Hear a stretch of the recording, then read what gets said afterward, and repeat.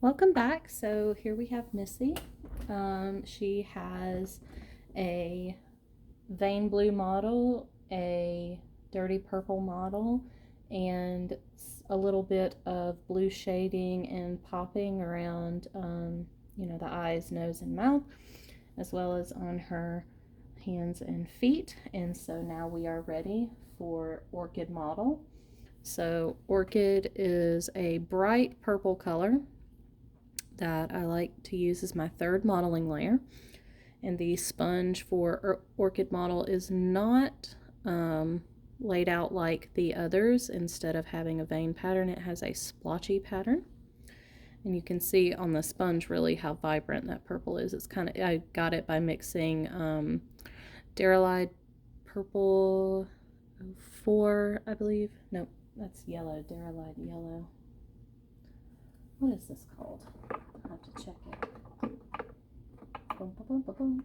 Dioxazine. There we go. I was having brain fart. So, dioxazine purple and magenta to get this nice, bright, Barney-ish color. And like the other applications, I'm going to brush it onto the sponge, and I'm going to blot that color off before I'm applying it to the doll kit. So this time I'm going to, I'll start with the head. Right. So this one's just kind of an all over model, and I generally start on the back of the head just in case it's stronger than I want it to be. Just kind of give it a look over, and yeah, that's nice and subtle. So my skin, when I look at my skin under the lights, I see all different kinds of patterns. I see vein patterns, I see splotchy patterns like this, with, darker purples. I see speckling. So I do like to vary the consistency of my sponges. Right? And so this Orchid model layer should be a much quicker layer than our others. And you're just going to tap it in just all over the doll kit. And I do tend to start at the back and work my way forward. I want the modeling to be lightest on the face. And again, I'm avoiding the lips. And what this purple does is it warms the doll kit without making it orange. A little piece of fluff there. So it warms it without making it orange. So purple is going to counteract any oranges. Now, because this is two different doll kits, you may have noticed that the vinyl for the head and the vinyl for the limbs is different.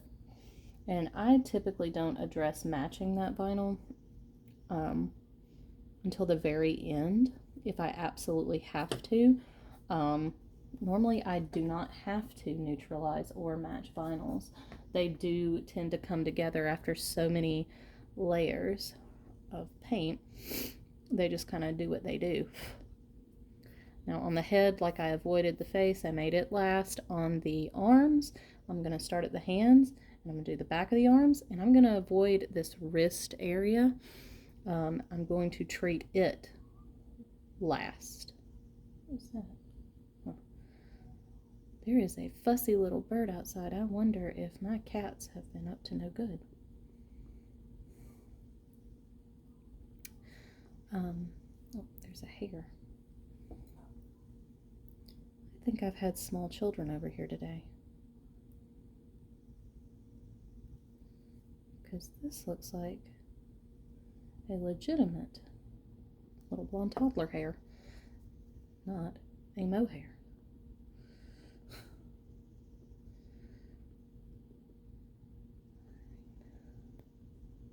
So I'm just going to continue twisting that sponge as I make sure all parts of this doll kit have been touched by the paint.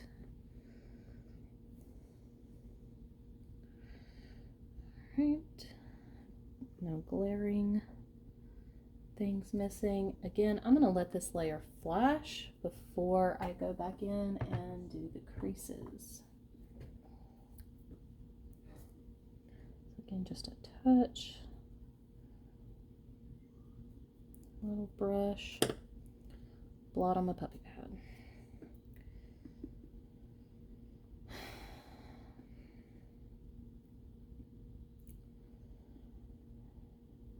So today was one of those days where I didn't get to do much painting at all. It was actually a day chock full of disappointments. You ever have those days where it's just one rolling disappointment after another? That's how I felt today went for me. Nothing really bad happened. It was just we were supposed to do or have certain plans today, and everything that could go wrong or get in the way, prevent things from happening, just seemed to keep happening. You know, things out of my control. It's just overall a really frustrating day.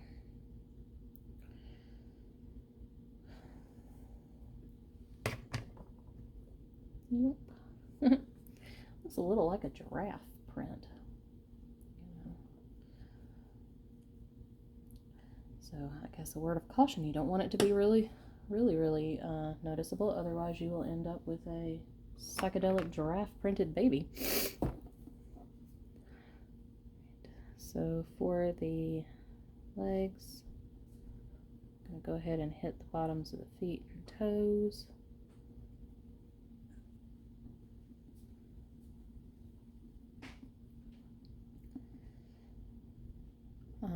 On the leg, there's really no glaring area to avoid except for the back of the knee. I'm not going to avoid it. I'm just going to make sure that, again, like the others, I'm going to hit it last. So I'll go all the way up to that calf muscle. Go around, do the front of the knee. The thigh. Again, we're going to let this flash off before we come back and crease this.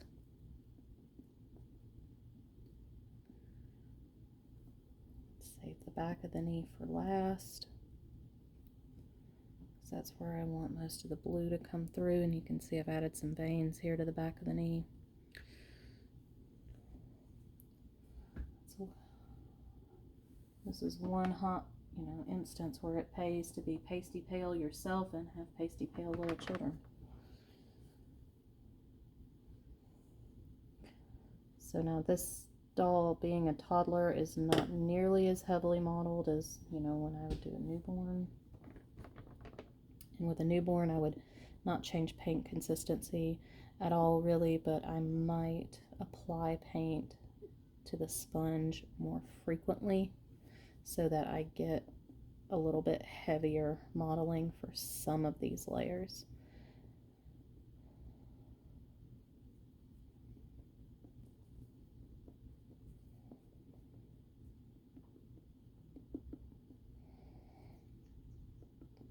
So remember, this layer is going to warm the doll up without turning it orange. Purples are really good for that, because burnt umber, anytime you have colors mixed with burnt umber, which is what the dirty purple had, burnt umber in it, that tends to heat a kit up color palette wise, so you always need to counteract that. Anytime you have orange, you want to counteract with purple. If you have a kit that's too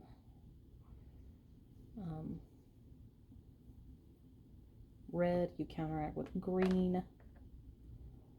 And I say, don't counteract orange with blue unless it is severely too orange, just because blue is a strong, easy staining color, and purple's a lot more natural. So let this flash. So some places that definitely have a lot of purple in them, you're going to go back and hit around the eyes in particular. Sponge here, across the bridge of the nose, almost like a little raccoon mask.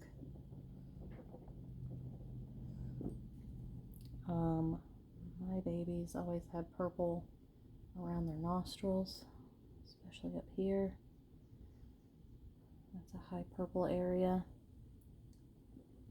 Mine, the top of above the upper lip tends to be purple. Now, yep, come here. Since we're looking at nice, cool warmth, I usually apply this to the lips. Piece of dust.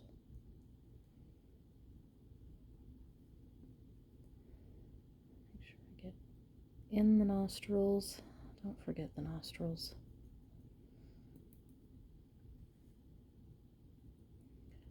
And inside the ear. Make sure you're swiping all the way out. Pin a crease. Yep, there's been a kid over here today. There's some dust over here that I wasn't seeing yesterday. My 7-year-old daughter has become very interested in what I'm doing over here. So I think she's been exploring when I'm not looking, which is great. I want her to take an interest in it. She does show some artistic tendencies, but I don't need her over here while I've got a doll in the works.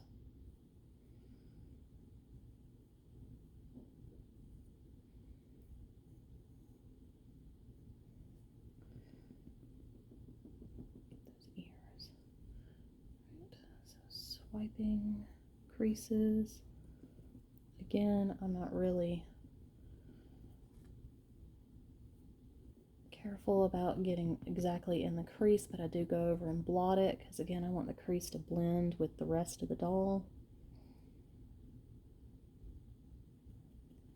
I don't know if you can tell from the camera because it's so subtle, but it's looking really nice, really realistic around her eyes now.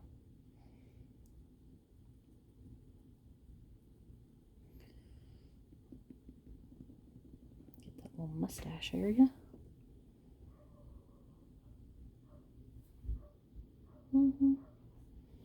Right.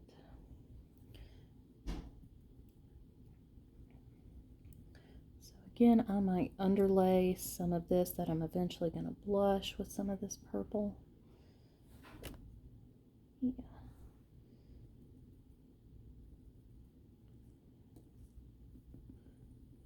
So I'm still avoiding the apple of the cheek as I'm applying this color to there.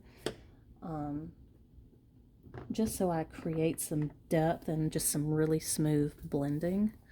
Yeah, I'm liking that. I hope that when it dries, it looks just as nice.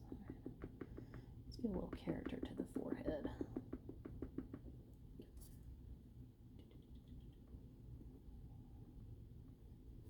Making little sound effects definitely helps. Yeah, I'm liking it. So the head has flashed off quicker than the rest of the limbs, but basically what I'm going to do is go through with these limbs and I'm going to hit the creases just in a general way, blot around them to blend them into the rest of the skin tone, and I'm going to hit the ends of the fingers because I want them to be warm, but I don't want them turning purple, so I'm going to hit the fingers and blot. Hit the fingers and blot. And remember, you're always brush toward the tip and avoid pouncing down on the tip of those fingers because that's what's going to push your paint back from the ends.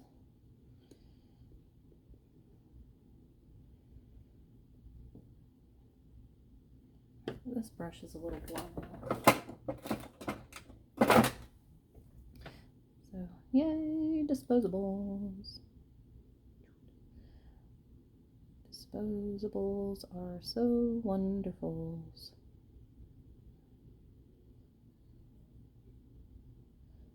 my kids to bed, and I hear a lot of giggles back there. But it is summer. Summer vacation for us. Oh, and I hear their dad. He's gone to tell them to go tonight. We gotta get up early in the morning, that's why they're in bed so early. It doesn't get dark here till like after 9:30, which is banana squish. Because sometimes I'm just ready for them to go to bed. I don't care if it's summer. I'm ready to go off the clock.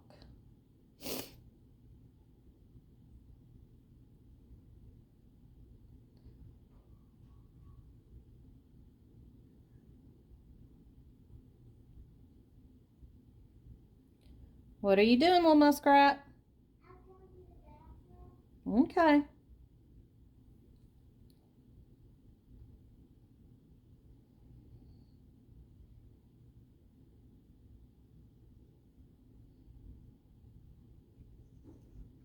All right.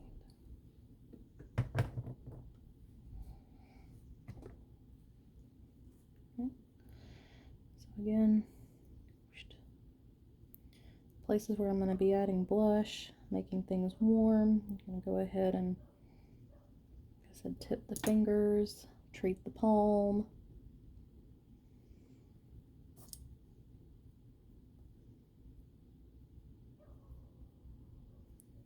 Swiping toward the fingers. Blotting off excess.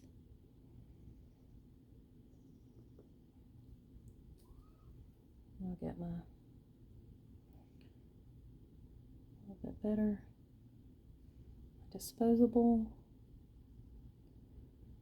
Sometimes I keep these disposable around for $1 or $2 if I can easily tell what color's on there, but a lot of times I put them down and forget. But I love using these disposable brushes. That's probably, I picked that up from Melissa George.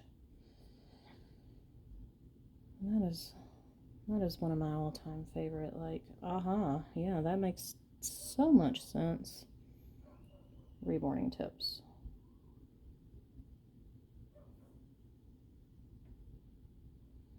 Disposable lip gloss brushes. Now, I haven't found any that I could buy online that I liked better than what they had at Sally Beauty. But I'm sure they're out there.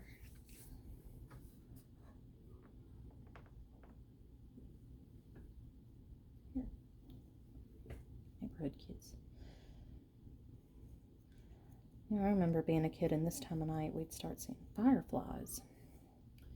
We're down here in Georgia, south of Atlanta, and we called them lightning bugs. Where we're from, I've heard them called fireflies or fairy lights or all kind of crazy stuff. But we used to call them lightning bugs. And they would be a regular thing. We would see them all the time, and I've noticed in the past couple of years, I guess, climate change and pesticides and other factors, we just don't have them like we used to. Man, I can remember being a kid, catching jars full, thinking I would have myself a nightlight or a lantern if I could just get enough of those things. And oddly enough, I remember the way that a jar full of lightning bugs smells. You ever remember something as a smell? I know I do.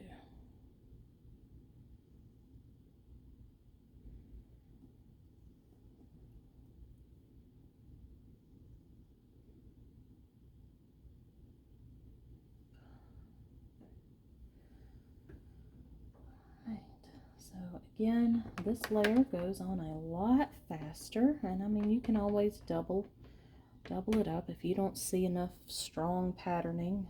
You know, if you really wanted to see this particular model coming out in the doll and you're not seeing it, you can always go over it a second time. That is a lot better than putting too much on the first time and then trying to get it back off. Because a lot of these colors will stain and you're going to end up stripping out, multiple layers just to get, some bad or strong coloring off.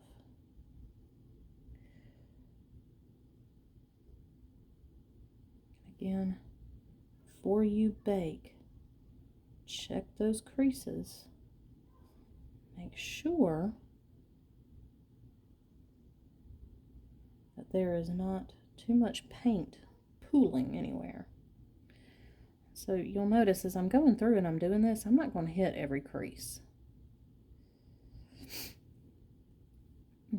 I'm hitting the big ones, the deeper ones. I'm not going to hit every crease, because I know sometimes you get those little wrinkly newborn babies and they've got 1,000 tiny little creases, and feel like you got to paint every single one of them, and that's a secret, you don't. And sometimes the creases you leave unpainted can help shape eyes and all else. Make sure get inside those eyelids.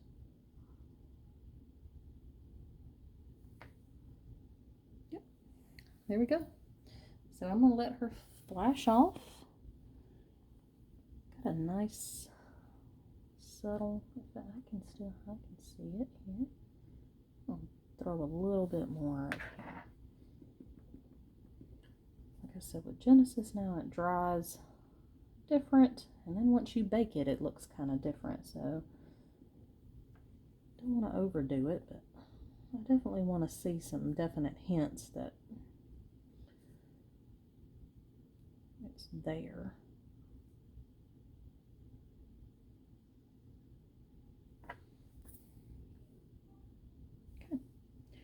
And that's it for this layer. So I'm going to bake this, and then we will move on to our next layer, which is going to be probably some muted blushing. So we're doing everything we're putting on this doll is looking kind of pastel. We don't have any strong colors yet. So we'll do a blush layer after this, and it'll be a mute blush, so it'll be pastel looking. It won't be the final layer, but we should be getting close to being able to envision what the end product is going to look like at this point. All right, so again, very subtle.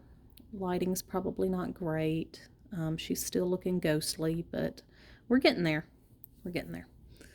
All right, I will see you soon. Bye.